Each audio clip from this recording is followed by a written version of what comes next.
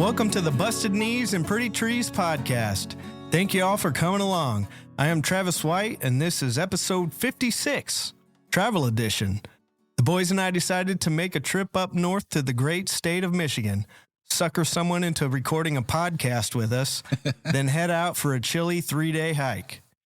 We made it, and after a little tourism in Detroit, including a stop to see our friend Birch with Arboretum Detroit, boy, were those parks stunning, and we can't wait to talk about it later. Man, yeah.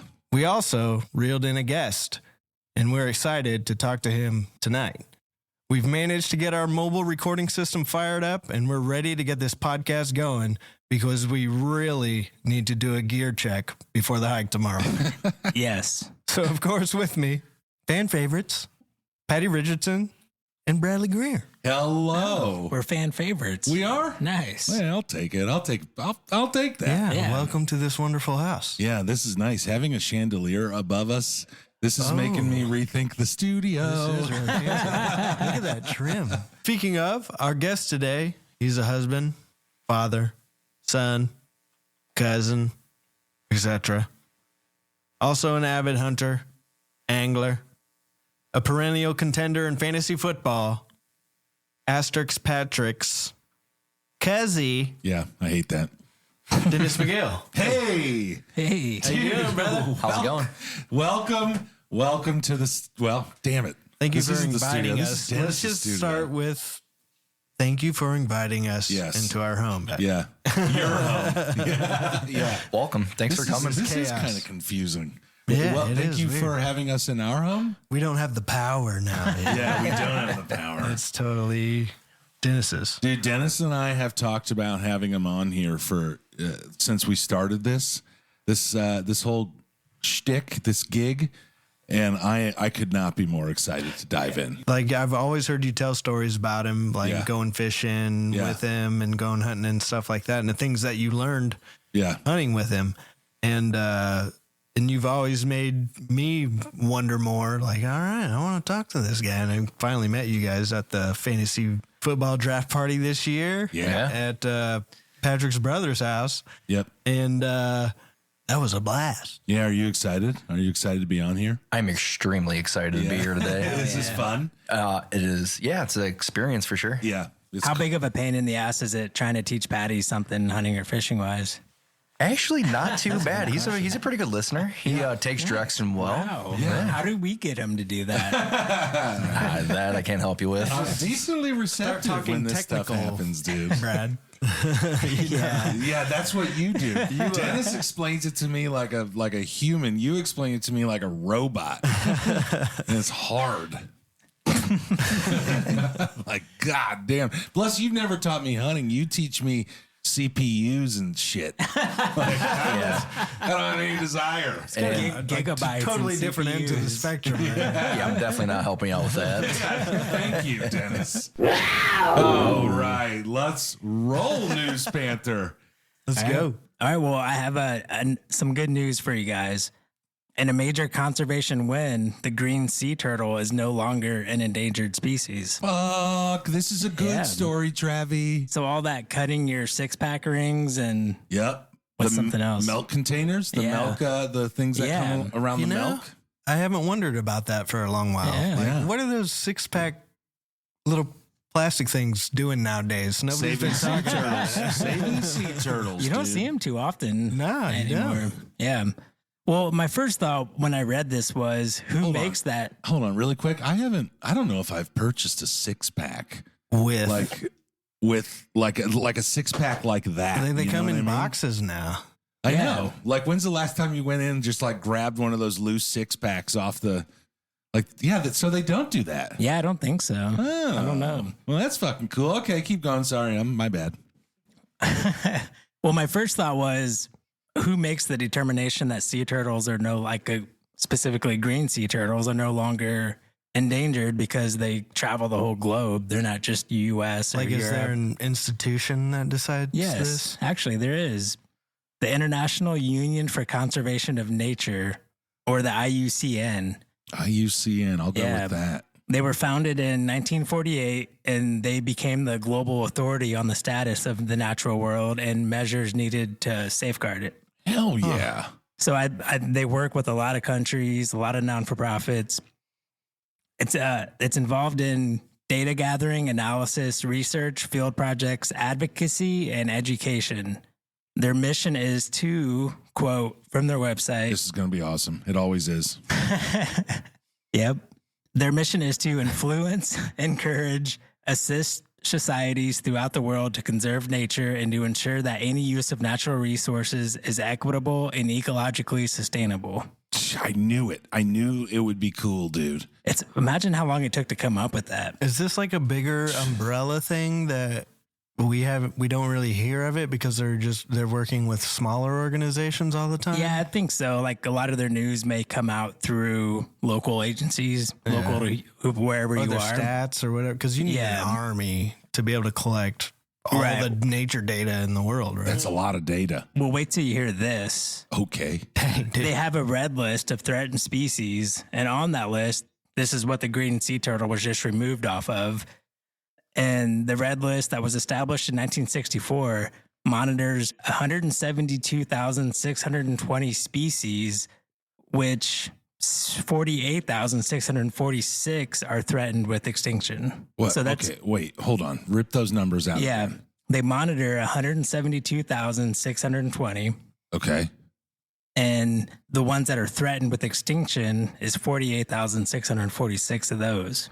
So maybe that's like almost less than Can a you quarter. put that into like, Rounding. yeah, just really round those out. Round them instead of down. saying 500 different numbers in a row. A quarter of the species that they monitor are threatened with extinction. Okay. Wow. Yeah. That's incredible. Was anybody else just I kinda was like, down for what the 172, and then the 676 after that threw me for a fucking loop, dude. Well, so the green sea turtles experienced a 48 to 67% decline in the late 20th century.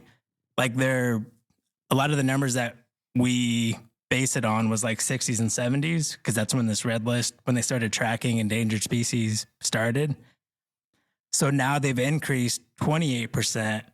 And so now they're kind of back to what those 1960s, 70s numbers were. Let's go. Nice. Yeah. The green sea turtle is the second largest of 7 sea turtle species. And it does have a huge geological distribution. They nest in over 80 countries. They inhabit temperate tropical coastal waters of around 140 countries. Like if you look at a map of all their nesting sites, it's basically just like a band around the equator. Oh, So like the Gulf of Mexico, right. Southeast Asia, that Dude, they're Pacific. sea turtles. They like to keep it like easy going. Do they migrate from nesting location to nesting location, or? Yeah. Because I know sea turtles migrate pretty fucking far. Yeah. Right? Yeah. Like they have their breeding grounds and then they have their like just hanging out grounds. Yeah. They're most populated in the Great Barrier Reef Oh. in Australia. Yeah. Do they, like Finding Nemo? Do Yeah. they follow the current that just I knew. probably not like it's a So roller coaster? I like in the was movie, thinking but this off air, and I was like, I'm not going to ask. Well, it could be Finding because Nemo like question, in the but I spring, get it. a lot of fish species are going up the Gulf Stream, up the Atlantic. yeah. And then in the fall, they're coming back. So I could see them because that's what warms like Great Britain and Canada, the Gulf Stream, bringing warm waters north Yeah. in the summer. Why wouldn't you? Easy swimming. Yeah. Those guys are easy swimming anyway. Like, Yeah.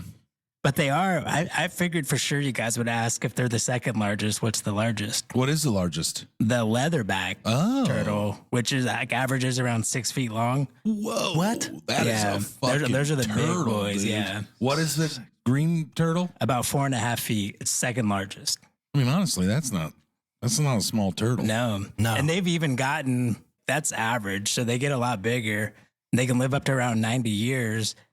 And this is quite a large weight range, but they can range from 150 to 419 pounds. And they've had ones that are up to like in the 600s. So they Whoa. can get huge. man, I was just out at Hoosier National Park, and I saw an eastern box turtle. Hey, Oh, And nice. I was thinking, this thing is massive. This is nowhere the biggest turtle I've ever seen. Nowhere Nah. close. Brad just crushed it. Yeah, I mean, a leatherback's as tall as Patty is. As tall? That's Well, tall. 6 feet long. Probably as probably as manly as If me turtles too. could stand up. Yeah. Or Patty can lay down next to it. Yeah, I could. I would. I would swim next to it. I'd lay down next to it. I don't give a fuck. Yeah, for sure. You would. But there are two distinct populations. There's like the Atlantic population and the Pacific population. So even though they're no longer on the endangered species list, the IUCN also talks about now is not the time to become complacent because there's still a lot of places around the world that they still needed work. Like they may not be endangered overall, but there's certain places where they're not where they're supposed to be. So they're still like working on that. Right. Right. Well, plus you don't want to get complacent because you just want to keep going in the right direction. Yeah. It's not like you pick up all the trash and you're like, oh, well, it's okay to throw my trash out again. Yeah. The statement that the IUCN released said conservation efforts have focused on protecting nesting females and their eggs on beaches, expanding community-based initiatives to reduce unsustainable harvest of turtles and their eggs for human consumption, curtailing trade, and using turtle excluder devices and other measures to reduce the accidental capture of turtles in fishing gear. I feel like that was a lot again. Yeah. Basically, there's a good chance you guys have been to a beach and there's like, they usually quarantine off nesting sites when they find turtle eggs. Yes. So doing stuff like that, protecting the habitat, protecting the mothers going to it. And sometimes like light pollution close to the beach can make the turtles go the wrong direction when they're trying to, like the babies, when they're trying to get into the water. Turtles or tortoises? Turtles. It's already like dangerous for turtles just to get out of their nesting grounds. Yeah. Birds and other, Yeah. I've watched documentaries about this, and it is quite the journey for a little sea turtle. Oh, yeah. Birds coming, That's picking what them I off. said, yeah. But it seems like the turtle excluder device is one of the biggest things because it's basically just like a cage that goes over the opening of a fishing net, like a bottom troller. So that way, if it hits a turtle, the turtle theoretically just kind of bounces off of it and doesn't go into the net. And that's one of the big things that they're still working to implement in certain countries and regions where they're not using them now. Because that seems like that was a big deal, introducing that and getting people to agree to use them. Do you think turtles are top 5 humans' favorite animals? Yeah, it's got to be. Probably pretty close. Elephants, Got to be at least top 10. turtles, I bears. don't know about bears. Yeah. Yeah, bears would probably make Just curiosity wise, or like cats, dogs. friendliness, yeah. Because I don't know, when you Dolphins. start getting into an animal that could rip your face off, that's when it's maybe, like sea turtles are just like, what's the sea cow? Yeah, the Manatee. manatees, Like that's up there. Yeah. I don't know. They're not as cute though. I don't think people like manatees as much as you think, Patrick. Oh damn. I We got fucking some love. manatee haters out there. You know what I would like to know? Like what? Well, it doesn't matter. I feel like if there were too many turtles, what would that look like? Great, I fantastic. start making more turtle stew again. Ooh, isn't that called cooter soup? Cooter That's a good down question. south. know. Down south, I think it's called cooter. Yeah, I don't know. Like Alabama, Arkansas. It's probably not Those sea areas. turtles though. I don't know what kind of turtles is. Probably eastern box That's a good- turtles. Have you guys watched that David Attenborough documentary yet? The Seas or whatever. Have you seen that? When Yeah. you're talking about those trolling nets, Yeah. Jesus, It's so crazy. criminy. So It's crazy that we just do that. like Just pick everything up.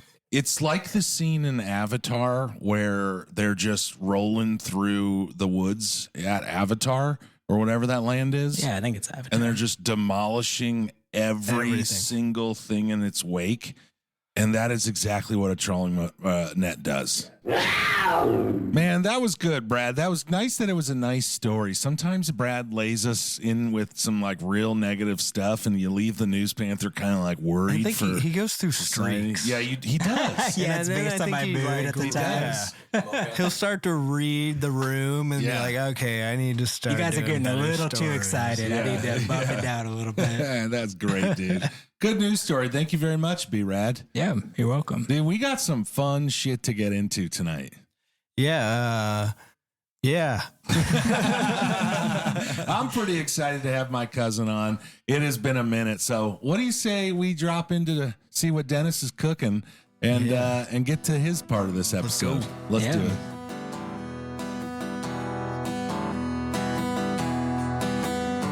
So, Dennis, we always start the podcast when we have a guest on with that like ultimate question, because we are an outdoor related podcast, and we really started this because we just love being outside, and we just kind of got in there because of backpacking, the three of us together. And we all have kind of a thing that we just love about being out there, regardless of like a profession or anything like that. It's just, in lack of a better term, more of a spiritual thing. Like, what is it that keeps you going out there other than your hobbies and, you know, any other reason you might go out there? I think for me, it's just like the peacefulness of it all. Yeah. Being able to sit down and just kind of let the woods wake up around you and to observe, listen, not have to talk a lot, or, you know, just be able to sit down and just, of it. yeah, just listen. And that's my thing, is just being the tranquility of just being outside. Yeah, when he took me hunting, and I'm going to tell a lot of these stories tonight, but when he took me hunting, you get out there well before the sun comes up, and then you obviously wait for the sun to come up. But that I think in total we were out there maybe like 2 hours, so it wasn't that long because we got lucky. But it is just very like, because you also, the trick to hunting is to not fucking say anything, right? So you want to be quiet and blend in. Yeah. And it was just like, oh, like, are you kidding me? I'm just looking at this frost covered meadow out where he took me. I get it. I get it. That's what it is. That's what it is for me. Yeah. And you have no time to think about anything except what your eyes are seeing and what your ears are hearing. Dude, I felt like I could see out of my skin. Like I was so in tuned because Dennis had me so like geared in. Yeah. That like when I was in that stand, right? Your stand? It's like, like an elevated box barn. Elevated that thing. And dude. I felt like I was seeing out of my skin. I was just so in tune with every fucking like crunkle or drop of a stick or Dennis farting. I think it's a mode that like you get into when you're out there, especially when you're hunting or something. And or Brad, like birding. Like, you got to be quiet. You can't be making noise because you're trying to find that bird. You're trying to enjoy let the animals come to you. Hunting more alone or with others? I like hunting with other people. I like that aspect of, like, you know, you're going out as like a group and being able to see somebody develop and kind of become like a hunter themselves. I really enjoy more of now, especially like the teaching aspect of it and taking people out and watching them learn and kind of showing them what I'm seeing and helping them out on their own kind of journey. You got a little wilder, so you have a lot of teaching to do. Oh, a lot to go. Cool. But I'm still learning, though. I mean, there's a lot of stuff that I'm still learning. Oh, for sure. Bro. It's never ending. I understand that. And there's always new shit too. Yeah, you know, like we have like a small piece of property, and I just want to kind of develop that to be like a nice little paradise for everybody to be able to use and, you know, go out there and have a good time. It is gorgeous. You get some good birds on that property? Yeah, actually, when we were turkey hunting this spring, I sent Patrick my Merlin app, and I got, I think, like 6 or 7 new birds in one day. Oh, wow. Yeah. Saw something that I've never seen before. It was Is that here like, in Michigan? Yeah, that's about an hour from here in Jackson. Is it close to Patty where yours is? No. Okay. I know I'm people close that to have some where we land in go Michigan. salmon fishing. Yeah, very close. Yeah. That's where I think we went over there, stayed the first night right there. Yeah. It's real close. Very nice. Yeah. Dude, we got Denny Bopper onto Merlin, dude. Denny Bopper. That's what I've called him. No. I've been on Merlin for years. Oh, really? Oh, yeah. Oh, cool. No, You never told me. Yeah, I didn't know we cared about birds. I thought you were. I don't know. That's true. I don't know if I did until we had Chad on. Yeah, February. Yeah, till February. Yeah, February 17th to be exact. Yeah. Yeah, I've had it for a while now. Cool. Yeah, because that would I've be. got so many people hooked on that app now. Oh, it's great. Just like you got to download Yeah. it. And they, as soon as they get the first bird that pops in on that app, Send it to you. Oh, yeah. addicted. Yeah, They're yeah. just popping that phone out. Like, I wonder what that is. Do you It's have that amazing. app up when you're hunting? All the time. Even if I'm walking around the neighborhood, I hear something I've never heard before, just like kind of listen for it and see it. Oh, that's what that was. Okay. I agree. Now I know what that is. I do like the opposite of what you were talking about, where like you're out there when it's waking up. But there was one time I was at a friend's hunting property in Mississippi, and he put me in like a pillbox stand kind of thing, and it was like 5 o'clock. So I sat there for a couple hours, and he's like, "Just wait, they'll come out once the sun starts going down." And it's kind of the opposite. Like once the sun started going down, you started seeing deer just everywhere, and like all kinds of animals getting that last like bit of food before the sun went down. Yeah. And it's equally cool to do it like on the opposite end too.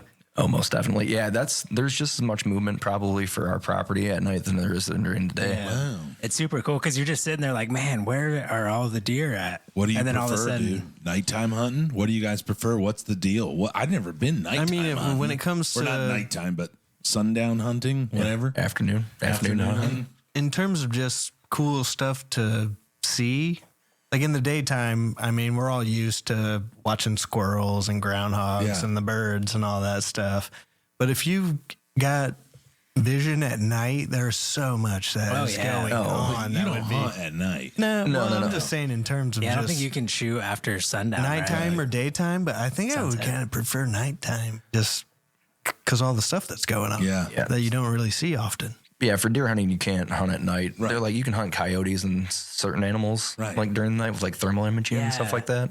I've heard that's really cool, being out there with thermal scopes and stuff, Fuck seeing yeah. all kinds of things. Dude, we saw American woodcock in the thermal Oh, yeah, camera. we did. That was cool. Yeah, I mean, Skydance. yeah, the sky dance. Oh, dude, I think that was like when I was overseas, we would just at nighttime with our night vision goggles or our heat sensing optics and stuff, we'd find little groundhogs and go catch them and be like, oh, nice little groundhog. Do you hunt can people hunt all day?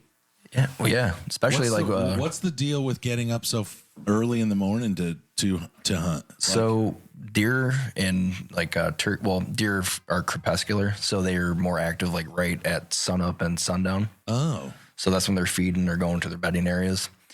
Turkey, they'll come, especially in the springtime. They're usually gobbling off the roost, and in the morning they're searching for the hens. oh, okay. In my mind, I've always thought of it as it's hottest in the middle of the day, and they're just taking a little nap. Yeah.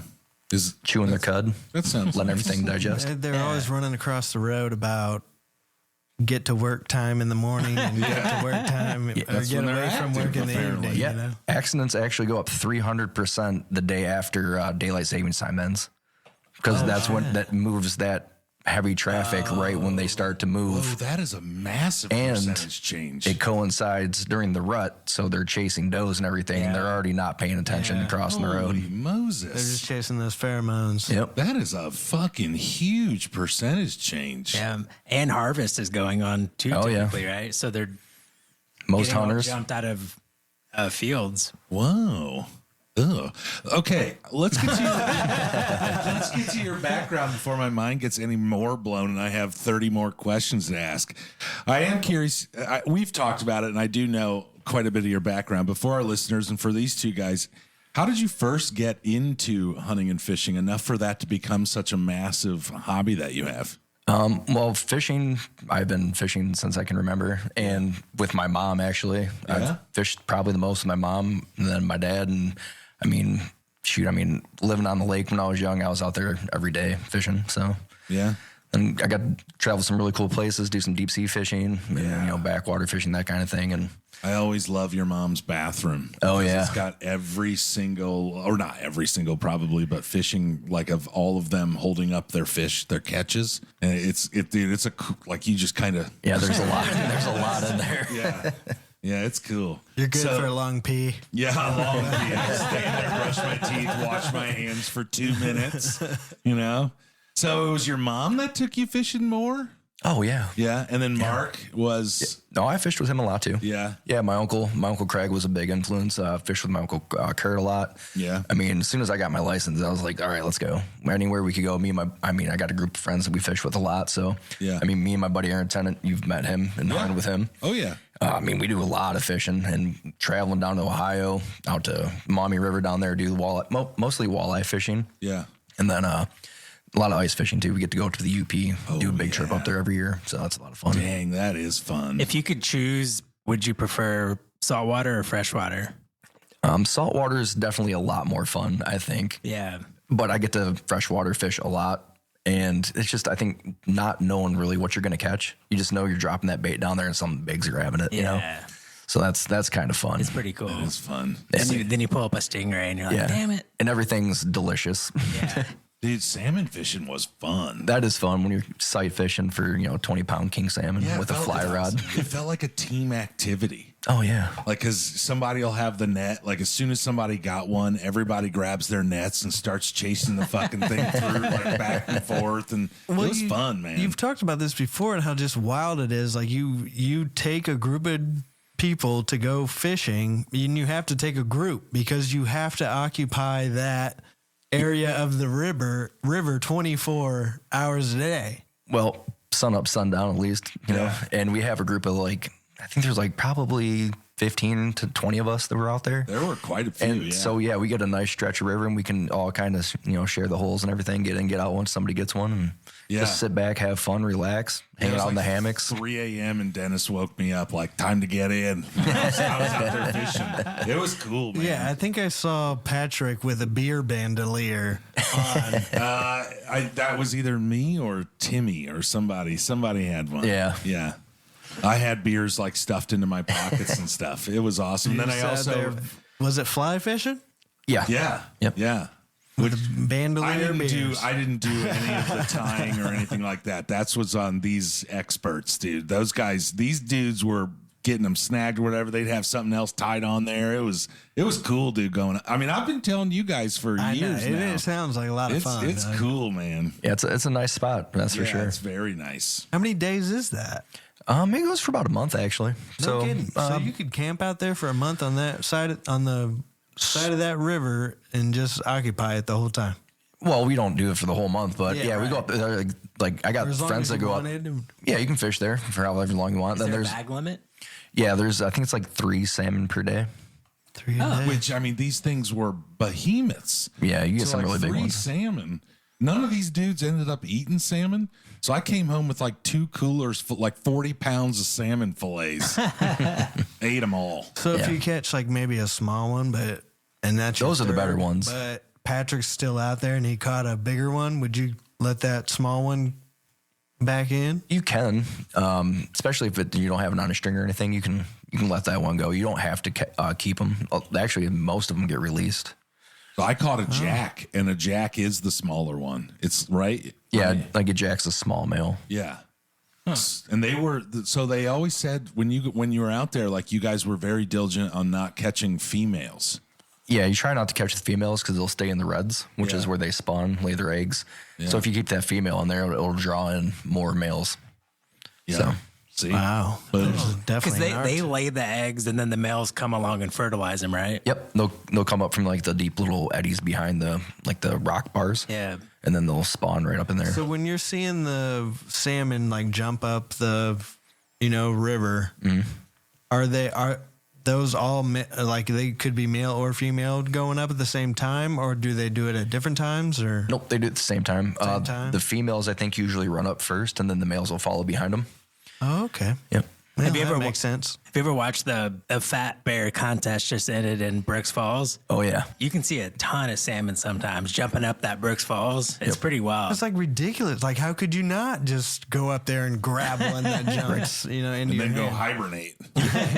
Yeah, there's a fish weir over by Patrick's property, and you can go there, and there's a website that you go on and watch a live fish counter. They'll do like mature males, females, and all that kind of That's stuff. awesome. Oh, that is awesome. Yeah. Because they can do that at some of the dams too, right? Where they have the water ladders and stuff to help them get around the dam. And that's how they get a lot of counts to see like how the migration's going or whatnot. In the video, be able to tell like how big they are and their gender and everything. Yeah, it's a live stream, and there's like a rod system. So they'll go through and however many rods it takes for a mature fish to go through. So if it knocks 2 rods, it's a mature fish versus if it just hits 1. Might be a little bit smaller. Kind of like when you're walking out of the liquor store and there's a 5 foot, 6 foot. Exactly. Yeah. Get the door. Yeah, I think they do like photo sensors in there. So Yeah. That'd be cool to watch. Oh yeah. yeah, you can go right to the dam and watch Brad, it. pull Watch it them do up. it. Brad, pull I it want to up. watch these fish. So I have. It's dark. When these interviews go on, I just start to ask tons of questions because I get super psyched, and I always write these down, and I just want to ask more. I don't want to have to do this to you, okay?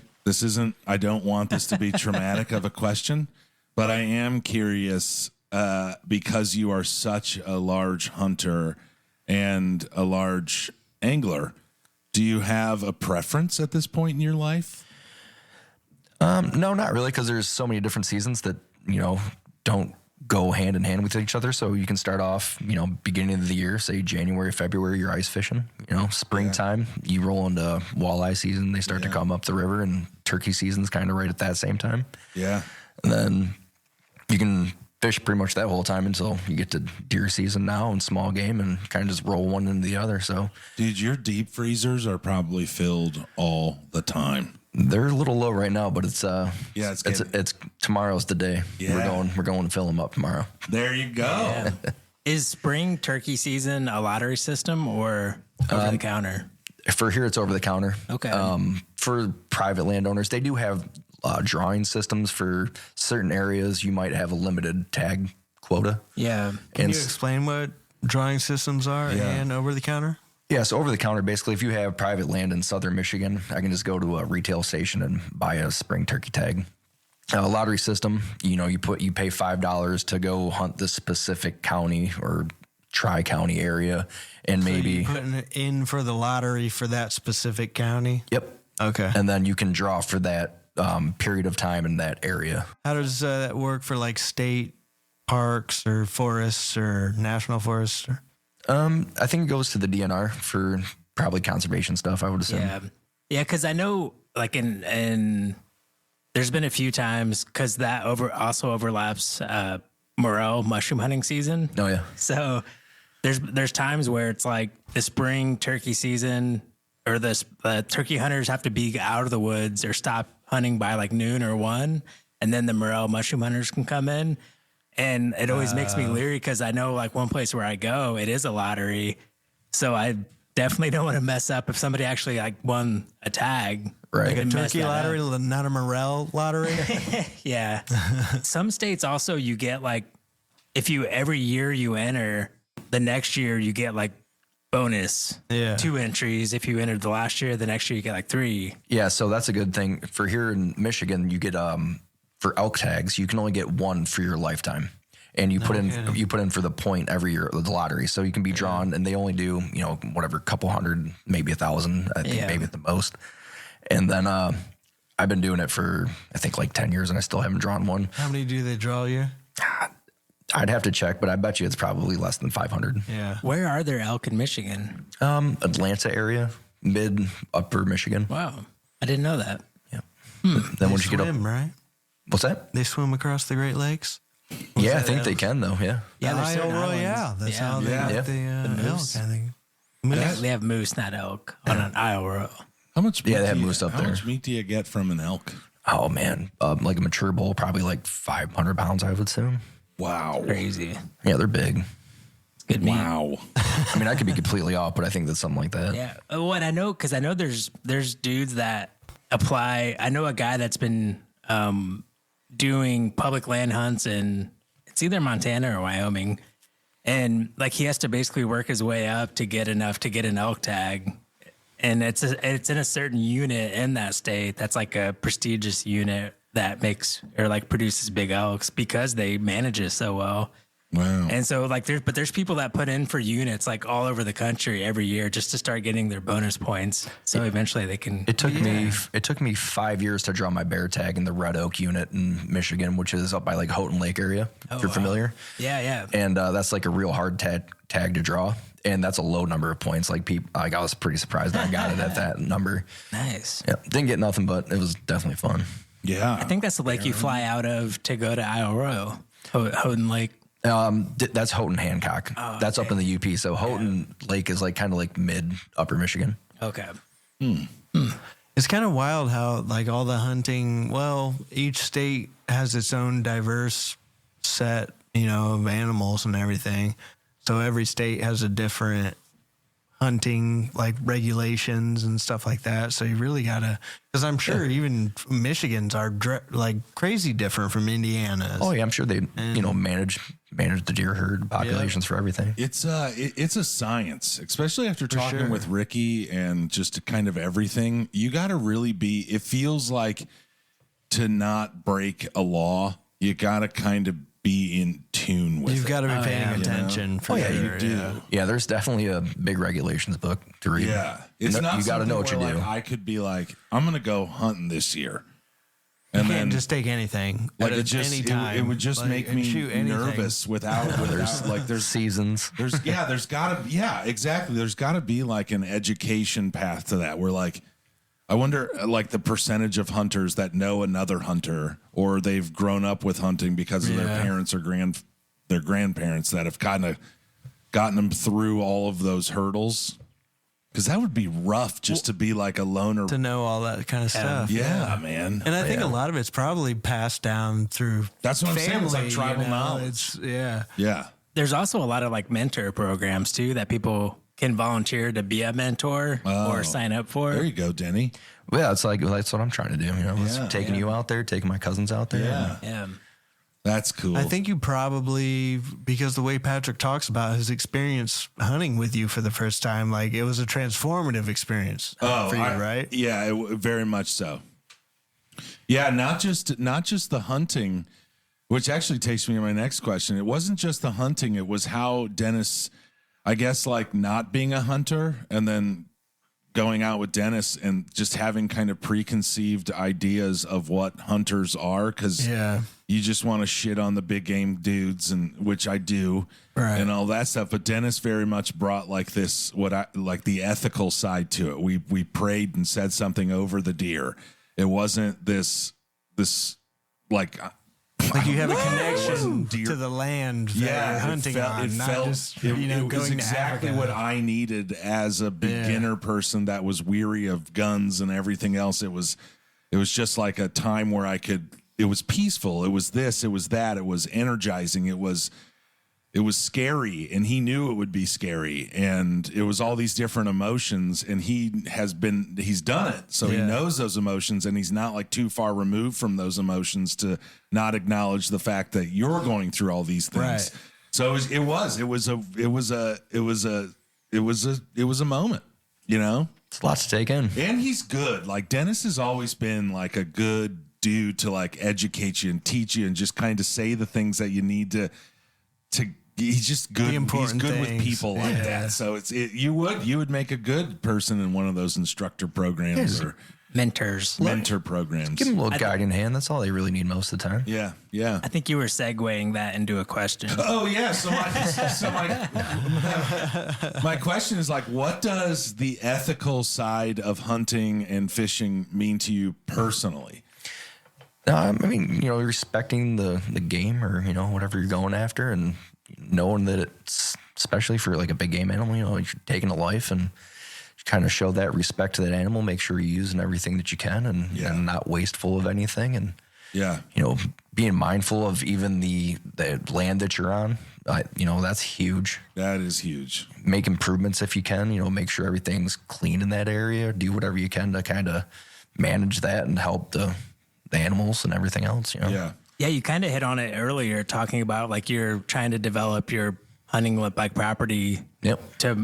And it almost seems like from everything I've watched, it's not just about the deer. Like you want the squirrels, the bugs, the bees, like you want everything there. Yeah, and that makes it its natural habitat. Right. Getting rid of it, like the invasive species like buckthorn and, kind of getting rid of some of the canopy so you get that undergrowth, so they get foliage to eat and everything. So more bugs and stuff. Yeah, you just get everything back in there and let it be natural and put some native plants back there if you can. And that's where these animals want to be. Exactly. Yeah, because like habitat loss is one of the biggest challenges with most animals. Like we were just talking about the green sea turtle, like habitat protection is one of the biggest parts of making healthy species, environments for species. All the agriculture that they have, there's not much woods or wetland, it's all getting eaten up. Yeah. Development.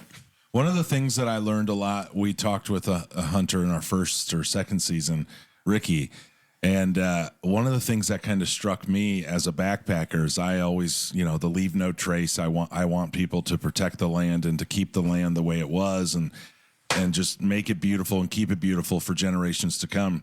And one of the huge parts of that is all the conservation and then further the conservation dollars. And what I found to be extremely fascinating, and I think you've covered it in a couple or Walt has covered it in a couple News Panthers, but through your hunting activities and buying your tags and your tickets and your rifles and your ammo and all of that stuff that hunters do, a lot of that money goes to conservation. Yeah, and you got Pittman-Robertson Act that taxes all your ammo and a lot of hunting equipment. Yeah. That goes towards conservation. I mean, all your tags, that's what that money's supposed to be going to. So And like weapons and ammo, right? Yep. Yeah, that's that Pittman-Robertson Act. Dingle Johnson. Yeah, that's another one for Fishing. And Pittman Robinson and Dingle like Johnson. gas, I think boat fuel Yep. goes to Dingle Johnson. Really? Yeah.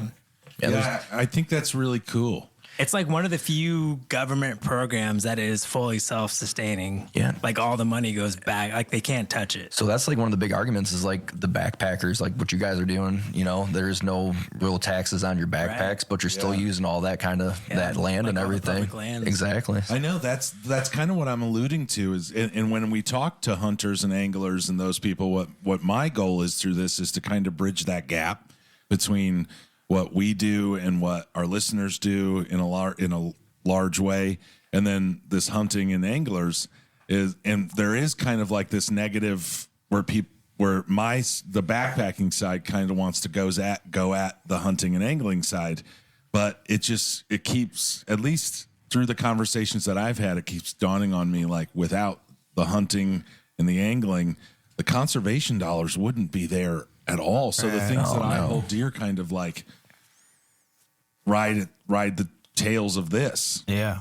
In a way, I don't know. I mean, Because you're I right. think everybody's still spending money though out there. You're buying pass or whatever parking passes you have to get into, whatever tags you're buying to get. as much money as what you're spending just to go out and do what Think you're about the doing. guys paying. Hunters love to freaking just buy every goddamn piece of mossy oak thing you can buy. Think about all the ammunition that these competition shooters are using. for sure. I mean, they're not even going out in the woods. And think of all that tax money they're going.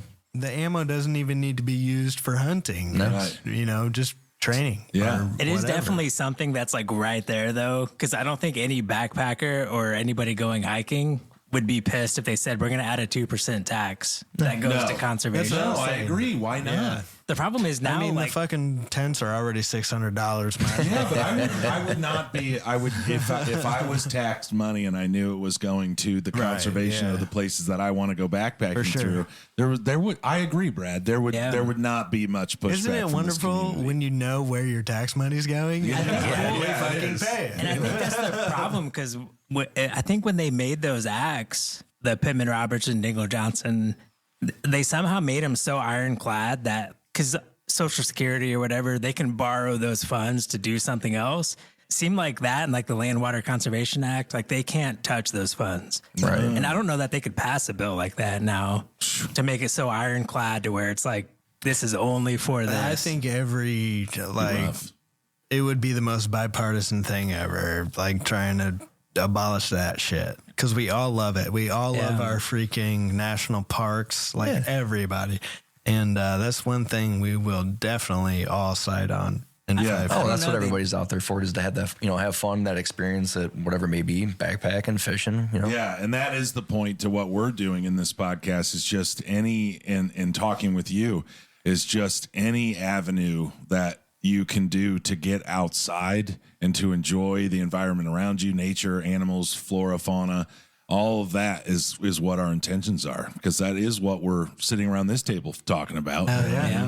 So what do you say in terms of the ethics? I'm sure as a hunter and angler, you've been approached by maybe anti-hunter anglers.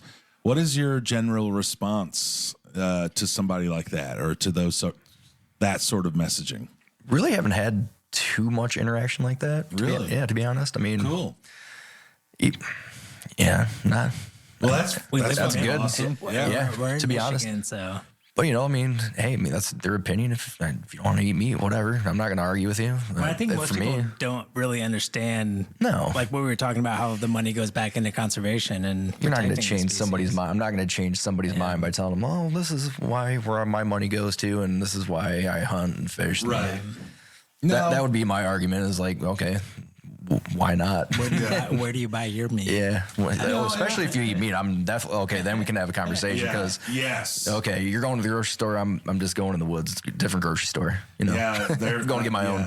Well, Patrick, you mentioned earlier, like you did that salmon fishing trip, and you got all the freaking salmon, however many pounds that you could just hand out to so many people. Well, I didn't. And it's fresh. And that's like $15 to $20 a pound, right? I don't know what it was. It was gorgeous. My wife likes to make fun of me about that. Into it, Brad. She'll always tell me, she goes, I'll tell her, walleye's $15.99 at the store, and I got a whole freezer full. She's like, every time you see, you got to say something about it. Damn right. It's got to be a great feeling. Yeah, like when I would go offshore fishing in Charleston, when you come back in, you're usually going to some kind of dock where there's commercial fishing, and you see mahis $29.99 a pound. You're like, I just got 30 pounds of that shit. Yep, that's that exactly. It feels good when you have that freezer stocked, and it's like, oh yeah. Yeah, I grew up around a family that always had like a freezer box in the basement or in the garage or something, and it was filled with meat that somebody in the family had provided, and it was like there was so much of it. I always thought, like, we have so much, and it was all done, through hunting in a legal way. Yeah, through. Springtime, I mean, you get to go spring turkey hunting, and then, like I said, the walleyes are in it, so you get, turkey, walleye, and then we've gone out morel mushroom hunting that same time, then wild asparagus, and everything's popping. So, you get to find ramps. All the ramps, all that good stuff. Yeah. Ooh. So back to the conservation, though, I am curious, do you feel like the current regulations that you're paying for and just that are in hunting and angling, do you feel like those current regulations are doing a good job at protecting wildlife and fish populations? I think so. I think my money's being well spent. I mean, I can go out there and I can catch my limit pretty much every time I want to go out and see a lot of deer, a lot of animals that I'm going after. So I think they're doing a pretty good job. I mean, I think in like Lake Erie, they've had record hatches like the last 5 or 6 years in a row.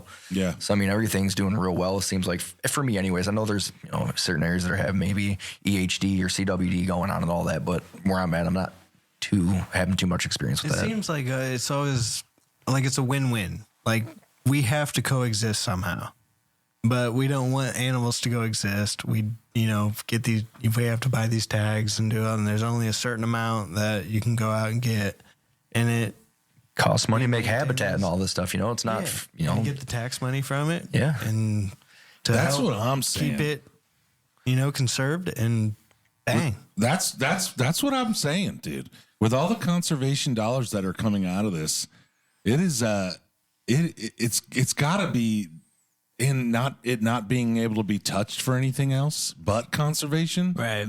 That's pretty big time. I think it's extremely important to have these green spaces too. You know what I mean? It's killer. You got to have them. I agree. People got to get out there and just experience nature, just get away. Oh, we experienced that today when we went to go visit Birch. Just the beautiful forests and like almost escape he has built from that urban environment that has been forgotten in Detroit. And it's a beautiful thing. And it's just this small little area. Yeah. But it does work its magic. Oh, yeah. Have you been out there yet? I mean, I've been around the area. I've seen it. I haven't like stopped and what you guys did today. You need to walk through it. Yeah. It's pretty Touch your cool. sequoia. Yeah. Yeah, it's pretty neat. And they Are you allowed to touch them? Yeah, Brad. We got permission from the man. That's right, we did. Face and to I face. touched every tree we walked up to today and smelled them. And it was just awesome, dude. Yeah, I agree. The green spaces and just everything that we have naturally around us, we just got to learn how to be. We got to get out there. I think it's in our DNA. Yeah. Yeah. You know, we don't want These perfectly national square parks. buildings. Right. We know, and all this shit. Like we want organic life around us. It makes us feel better. Speaking of organic life, how do you feel that anglers and hunters how do you feel like they sustain ecosystems? Like what's the major, in your mind as a hunter angler, what do you feel like you're doing the most of when it comes to sustaining ecosystems? Is that a good way to ask that question? You just made me think of a really deep question. Yeah, that's But answer. Well, I'm curious. I guess for me, like the sustaining the ecosystem, I mean, you know, those bag limits that they're setting, you know, stay to those, try to keep that size limit that they have set, you know, just do what you're supposed to be doing. Try not to over harvest. You don't need to take as much as you can just because you can, you know. Yeah, I was gonna just because the bag limit's 3 salmon doesn't mean you need to take 3 salmon every single day. No. Yeah, there's no need. But I'm curious more to not just that aspect of it, but more to how do you feel that your activities in terms of hunting and angling, because you always hear about like, oh, well, if we need to manage the deer population, we need to do this, and that's what's going to help the rest of the ecosystem, because if there's too many deer. So I'm just curious. I mean, maybe that's your answer, I guess. But well, I mean, there's not really much that I can do to control the deer population where I'm at. There's just way too much agriculture. I don't have enough property. Right. You know, it's more of a travel corridor. So, I mean, for me, I just try to make sure I'm taking more mature animals, you know, trying to keep the smaller ones and try to keep the doe, you know, to buck ratio in check if I can. But I mean, there's just too much going on where I'm at. I don't have enough property to kill enough deer. right. You know what I mean? I get what you're saying. That makes sense. Okay. Yeah, and it's I like see. keeping the genetic pool diverse. Once a buck gets old, he's already spread his genes year after year. Let the younger bucks take over and start spreading their genes around, like keeping everything more diverse. Oh. Yeah. I wonder how our hunting patterns now with like regulation differ from like indigenous hunting. I get what you're saying. You know what I mean? I don't know, because I've heard I was just watching a Nova about this last night on PBS. I think that the population would adapt to humans better without like an industrialization. You know what I mean? Well, that's the Because crazy. we were living naturally in the environment because we had no choice. We didn't have industrialization. Right. But now with it, we have to have regulation to keep the populations, you know, at a good, healthy level. Yeah. When they probably also kept the healthy level of population, but they were just doing it at will because that was the natural state of things. Yeah, well, a huge population increase, right? So you need regulation now. I mean, you just can't go out there and just shoot everything you see without a tag and everything. Yeah, it's just when that goes on. Yeah, market hunting. That's why you don't have any of that kind of stuff anymore. You just decimate populations, and there's nothing out there to even look at. All right, who a lot wants of people that? may not know, like you can't go shoot a buck and sell that meat. No, right. You can't sell it. You have to either give it away or eat it yourself. What's the law when you can donate it? when you hit one good and square on the road with your car?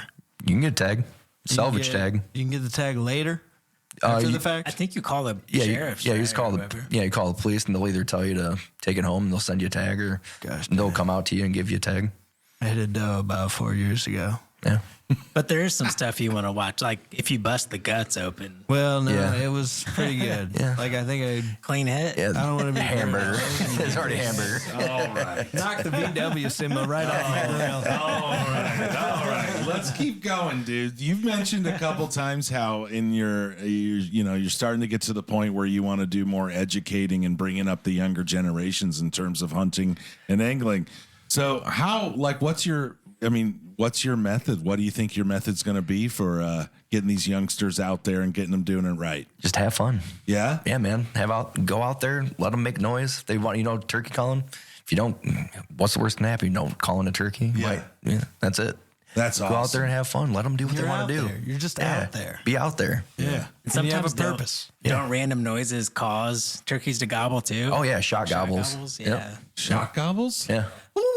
It could be a car backfiring. That was It good, could be- Travis. Those Car freaking door turkeys shutting. are always yodeling. Oh, Whatever man. the hell they're doing. Yeah. Little gobble gobbles. That's such Yeah. an awesome sound. But yeah, that's just the biggest thing is just getting them out there, Yeah. That's the hard part, Yeah, just letting them have fun. So Yeah. your first step to getting them on the path. Yeah, of first step is just to- angling and hunting is just getting them excited about being there. Yeah, it usually starts off with fishing for the most part. It's a lot easier, to get a kid into fishing. Take them out on the boat, let them hook into some bluegills. You don't have to go out there and try to catch a monster every time. Yeah. But try to find where you can catch, a bunch of bluegill. Even if they're small, they're still having way more fun reeling in something like that than just sitting out there in a boat, not reeling in a fish. Right. Yeah.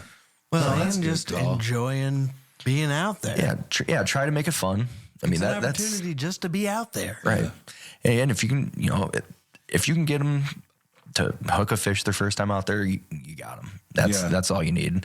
And then they'll want to keep going and, just try to find programs around your neighborhood. There's, tons of stuff that you can do outdoors. But for me, it's get out there, have fun, let them try to, have their moment. I'm not taking them out there I'm not going to get them a deer. This is your hunt. Yeah. Let them learn, let them make a mistake. It's not going to be the worst thing. Just let them develop and try to just guide them rather than tell them how to do exciting it. is it to have one of your students get their first deer? Patrick. Yeah. So, Patrick came up. He called me. He's wanting to go out deer hunting. Patrick. Yeah. No, this He was wasn't even. what, It 5'10", wasn't that man? long ago. No, this wasn't even that long ago. 5'10", Yeah. Right. and small. No, I don't think I was ever 5'10". Still had a beard. still had a mustache for sure. But he expressed interest in wanting to try deer hunting. So let's make a date and I'll show you what we can do and what we're gonna try to have happen. And the night before he came up, and I think we watched a little Meat Eater. Yep, that's right, dude. Yeah, had some encouraging words from Mr. Stephen That'll Ranella. always get you fired up. Oh yeah, was. It was cool. yeah, oh yeah, that's classic. And then we woke up early, got out there, and it was a beautiful morning. Like he said, there was frost on this pasture that's out there, and you could see the steam start to rise up as the sun came up, and all of a sudden, deer comes out, and it's go time, and you just kind of get to watch him and maybe tell him something, and just remember to take your time. But that's that Patrick's final looking down moment the for scope? me. Yeah, he's looking down the scope, and I might have tried to rush him a little bit when he had a little bit closer shot, but it ended up all working out, and he got the shot, Yeah, he was. But right before that night, I was watching the Meat Eater, and the Meat Eater guy was teaching somebody, and he kept saying, just get your breathing right. Just get your breathing right. Yeah. So yeah, Dennis is right. I think we Stay calm, man. clocked it at 15 or 25 yards away, and then it ended up walking away. And then Dennis made a deer call or something. just a little noise just to kind of get him to stop. Can you do the noise? That's the noise, dude. Yeah. And then it turned around and I took a shot. And and then I put a moon shape into my forehead. Yeah, he scoped himself. He told me not to look directly down the scope. So Brace the rifle at all? no, I had my face a He had millimeter from the eye to the scope directly. Yeah, I had it and on the scope. I looked over. He's bleeding from his forehead. A little bit unconscious, but also excited, like in a crazy way. And then the hard work started. Yeah, that's the easy part, is pulling the trigger, and then That's almost why I haven't done it again, is because it's like, oh man, now you gotta chug that deer out of wherever you got it. Like the best Now hunting you got to scenario deal is with the consequences. being right next to Dennis's truck and being like, I'm not shooting a deer until it's 5 yards away from Dennis's truck, dude. Yep, the drag out will definitely show you how out of shape you are. Was that was tough, dude. I have a this is an off the wall question. Go ahead. 'Cause I'm thinking about it because we're going to be in the Manistee National Forest this weekend. If you're in a national forest, should you typically wear bright colors or hunter's orange? At least have like one article on. I mean, it's only like bow season, so I mean, you're going to be pretty close to a bow hunter before they see you. But I don't know what the regulations are on hunting the national forest with rifles or anything like that. So Yeah, I think it probably changes state to state as well. yeah, I mean, probably So wouldn't it's hurt, okay right? that I'm wearing brown fur. Yeah, on my backpacking trip. you'll be fine. And a set of deer antlers. Deer antlers. If it's a national forest, would it change state to state? Is that still? Well, I know they have like forestry, U.S. forestry for some of the national forest, for all the national forests. But yeah, there's DNR officers in there too. So I mean, I'm sure there is state to state regulations for that too. What if deer it's a population. national forest? Is that It's still probably I did managed run by the across state. an Indiana DNR in the Hoosier National Forest Yeah. last weekend. Because Yeah. I don't think the federal government manages any hunting. It's state. Yeah, I think it's just the state game forestry agency. part. And I just want to make sure it wasn't because I was stealing rocks or fossils. We were just lost. What is it? 30 pounds? 30 pounds of rocks a day for Michigan? If this was in Indiana. I'm not sure of the regulations. They're Maybe not it's very 3. specific about it. Yeah. You They should just learn, say Travie. for personal use only, and I'm like, These well, are all for I could my take use. 1,000 pounds of these rocks for personal use only. You got to find some Uperlites up in the UP. I've got some Petoskey's. I've got some Chalabays. Yeah, I got some of those. that's cool. No more than 30 pounds a day, though. That's Yes, just say Coral reef. yes, Travie. I follow Wink. all guidelines. Yes, well, there 20 you go. pounds up in Michigan. You can take 20 pounds annually. Oh, wow. Yeah. Oh, annually? Off of the Charlevoix and Petoskey beaches, yes. There you go. That's not that much. That's cool. Yeah. That's why you can still find Petoskey's. Yeah. Oh, it freaking just washes over every year. Those Yeah. waves smash up against the rock. I'm telling you, that's where you find it. You find Petoskey Where the stones and- water, Petoskey. where the water rips away the freaking dirt and the rock. Well, thanks Erosion. For that. Thanks for that. What worries you most about the future of hunting and fishing? I think the decline of people that hunt and fish. I think, Really? Yeah, I think it's starting to steadily fall. Because I mean, it's year after year. I think the numbers have been dropping. So, and you hear more and more about anti-hunting legislation. Even in Michigan, we used to have a dove season for one season and ended up being voted out the next year. And it's things like that, kind of like death by 1,000 cuts. You get people now that are hunters bashing under other hunters for an animal that they took might be too small in their eyes or whatever. And I think it's just the infighting that will eventually be the downfall of possible. It's that microscopic internet that's out there. Yeah. You know what I mean? We see everything with freaking a microscope. Like why attack your own tribe, man? We're all hunters and fishermen. Like why? What's the need to bash somebody or for something that they deem that it's their tag? You didn't- Fighting like that? Yeah. Oh yeah. Like that guys. buck's way too young. You shouldn't have taken that buck. Oh, you use a crossbow. Oh, you don't use a There's a lot of compound bow. crossbow Like haters, yeah. right? Oh yeah. Oh, just the firearm Oh, yeah. bow community. Like Right, nobody exactly. can agree on anything. Or trapping or What's the use best dogs, Rifle for this. What's the best this for that? That Like, that you know, it's infighting insane. is enough to worry you about the future? Well, think about it. Like, okay, there's already less and less people hunting and fishing. Then you already have those people that, as you get older, these younger people aren't coming into it. Yeah. And then you have, people that just vote on these deer seasons. Yeah, ballot box Yeah. biology. Yeah, exactly. It's not the state game agency. You lose a dove season. You can't wolf season.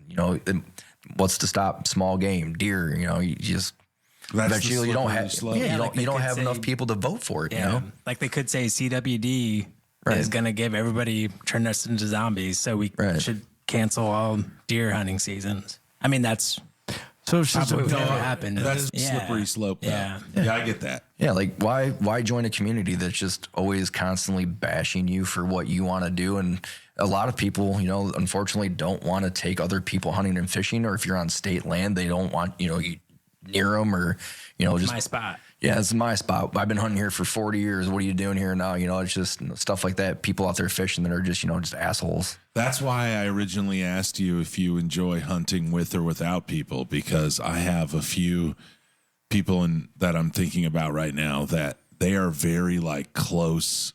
They keep it all close. Like there's no education to it.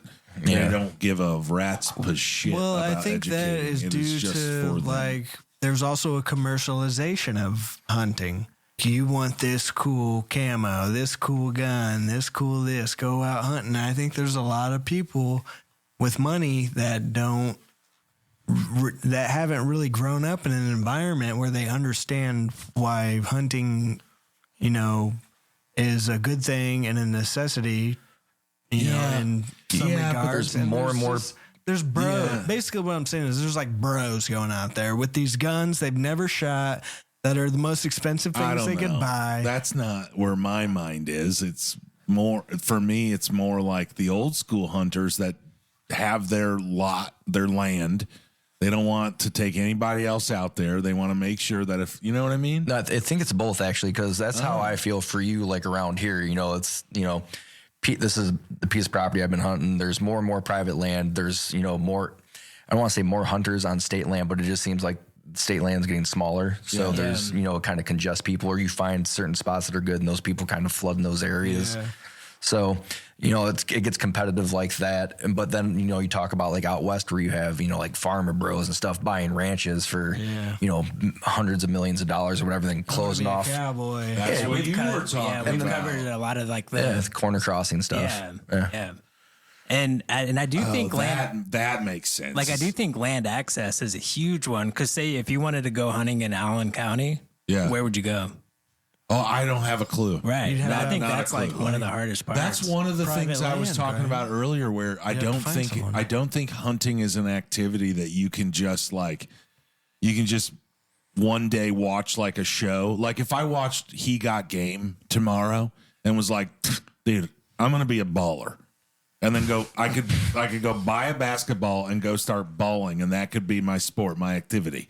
But you couldn't like watch Meat Eater and then be like, I'm gonna be a hunter tomorrow. I'm gonna go hunt public lands. I'm gonna go hunt. Like you would have to. You can give it a shot. Yeah, but it just have to do a lot of seems research. like You it's You got to start somewhere, man. Like you can't just carry anything out there. That's, But then that's the thing. If you go into public lands and you run into a guy who says, "This is like, what are you doing here? This is my area. You can't set up your stand here." I wouldn't know what to do. Which I'd you be like, also you're don't- right. I'm sorry. And you is also, also- don't want to be an asshole to that guy. Is this Like, public land?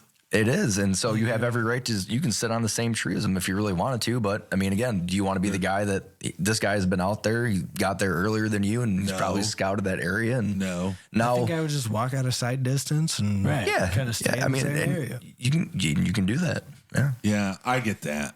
Do you guys have any more questions for Dennis? Because I have one left. Is it a doozy? No, this is the part of the show where I just want to give Dennis the floor, give our guest the floor, kind of leave a everlasting message for our listeners, maybe talk just directly to our listeners.